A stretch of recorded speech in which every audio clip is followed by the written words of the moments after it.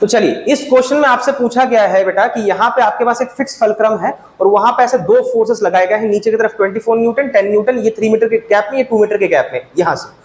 यहां पे मैं 100 न्यूटन का फोर्स लगा रहा हूं। कह रहे हैं 100 न्यूटन का फोर्स मैं कहां पे लगाऊं, कितनी दूरी पे लगाऊं इस फलक्रम से, ताकि ये पूरा सिस्टम रोटेशनल इक्विलिब्रियम में रहे। अच्छा, रोटेशनल इक्विलिब्रियम का मतलब क्या होता है बेटा, जहां पे आपका नेट टॉर्क या नेट मूवमेंट ऑफ फोर्स पूरे सिस्टम का क्या आता है, जीरो आता है। ठीक है, मतलब आपका जो नेट टॉर्क है, या आप इसको नेट मोमेंटम फोर्स भी बोल सकते हो, वो आपके सिस्टम का क्या होगा, जीरो होगा।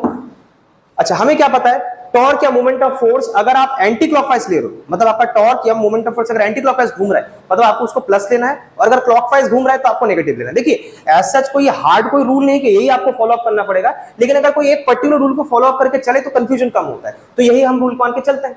अब देखिए, यहां से जो फोर्स लग रहा है उसके चलते टॉर्क ऐसे लगेगा, तो ये एंटी क्लॉकवाइज है, तो एंटी क्लॉकवाइज है तो मोमेंटम फोर्स का फॉर्मूला क्या होता है, force into perpendicular distance from the axis of rotation. ये एक्सिस ऑफ रोटेशन है, यहां से घूम रहा है ऐसे।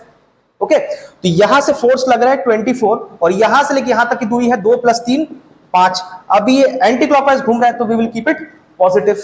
ये फोर्स ऊपर की तरफ लग रहा है तो टॉर्क ऐसे क्रिएट करेगा, तो ये क्लॉकवाइज जा रहा है, तो फोर्स कितना है 10 और दूरी कितनी है फलक्रम से, ये एक्सिस ऑफ रोटेशन से 3, तो ये क्लॉकवाइज जा रहा है तो आपको माइनस लेना है। अच्छा, ये वाला ऐसे लग रहा है तो ये भी बेटा आपका क्लॉकवाइज जा रहा है, तो क्लॉकवाइज जा रहा है तो 100, और ये दूरी पता नहीं वो क्या है, वो हमें निकालना है, उसको हम x ले लेते हैं। ये भी क्लॉकवाइज है तो उसको माइनस कर देते हैं।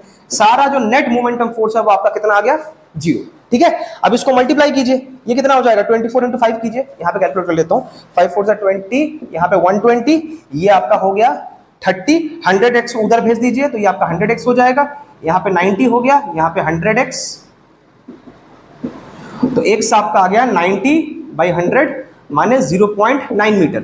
मतलब अगर आप 0.9 मीटर पे अगर आप 100 न्यूटन का फोर्स ऊपर से देते हैं तो ये सिस्टम ना इधर हिलेगा ना इधर हिलेगा, ये कंप्लीटली बैलेंस्ड रहेगा, मतलब इसमें नेट टॉर्क क्या रहेगा, 0 रहेगा, मतलब इसका रोटेशनल इक्विलिब्रियम मेंटेन रहेगा। ठीक है, चलिए इसको लिख लीजिए।